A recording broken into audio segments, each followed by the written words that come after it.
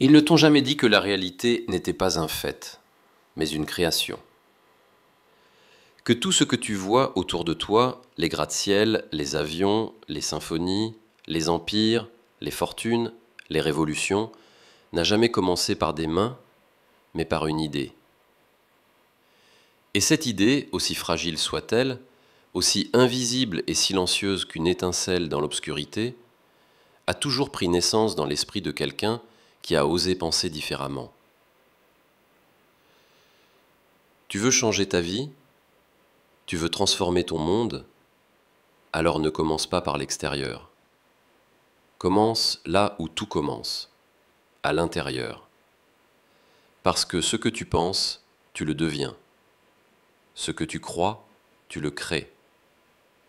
Et ce que tu décides de voir, de nourrir, de maîtriser dans ton esprit, finit par façonner chaque centimètre de ta réalité. Regarde autour de toi. Chaque grande réalisation, chaque victoire historique, chaque rêve devenu monument, était d'abord un fantasme mental, un dessin invisible dans l'ombre du doute. Edison n'a pas simplement inventé l'ampoule, il a illuminé une idée que des milliers d'autres ont abandonnée. Des milliers ont échoué avant lui, mais il a vu la lumière avant qu'elle n'existe.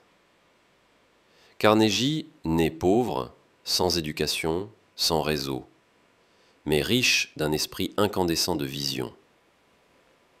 Il ne voyait pas la misère, il voyait la possibilité. Walt Disney? On l'a traité de rêveur fou, d'utopiste ruiné.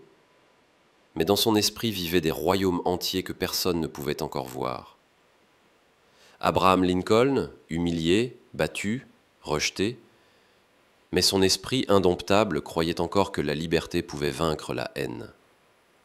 Tu vois, ce n'est jamais ce que tu possèdes qui compte, mais comment tu penses. Ton esprit est la source originelle. C'est un atelier de création, une forge divine.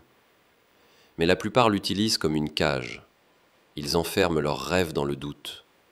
Ils asphyxient leurs ambitions avec la peur. Ils laissent le bruit du monde noyer la voix de leur propre vérité. Toi, tu n'es pas comme ça. Tu n'es pas né pour vivre petit. Tu n'es pas venu ici pour répéter, survivre, te soumettre. Tu es né avec une puissance créatrice brute, mais elle dort si tu ne la réveilles pas, et elle meurt si tu la remplaces par le chaos du monde extérieur. Ils vont essayer de te faire croire que tu dois attendre l'opportunité, attendre l'approbation, attendre que quelqu'un d'autre décide que tu es assez bien. Mais si tu contrôles ton esprit, tu n'as plus besoin de permission. Et ce contrôle commence par une décision, pas une envie, pas un souhait, pas un j'espère que ça changera, mais une décision intérieure, claire comme l'acier, brûlante comme la foi, je suis le maître de mon esprit. Car ton esprit peut être ton pire ennemi ou ton meilleur allié. Quand tu le laisses dériver, il devient saboteur. Il trouve les excuses, il rappelle les échecs, il te répète que tu es trop ceci, pas assez cela. Mais quand tu le disciplines, quand tu l'éduques, quand tu le diriges avec conviction, alors ton esprit devient une arme divine. Il voit le but même dans la tempête. Il cherche la solution là où d'autres ne voient que l'échec. Il trace un chemin même dans le désert. Tu crois que les grands ont eu la vie facile? Non. Mais ils ont choisi ce qu'ils pensaient. Et ce choix a défini leur légende. Henry Ford a dit « Que tu crois être capable ou incapable, tu as raison dans les deux cas. » Pourquoi? Parce que ton esprit valide ce que tu crois. Il travaille jour et nuit pour te donner raison. Tu dis « Je ne peux pas », ton esprit va te le prouver. Tu dis « Je vais réussir quoi qu'il arrive », alors il mobilise tout pour rendre cela vrai.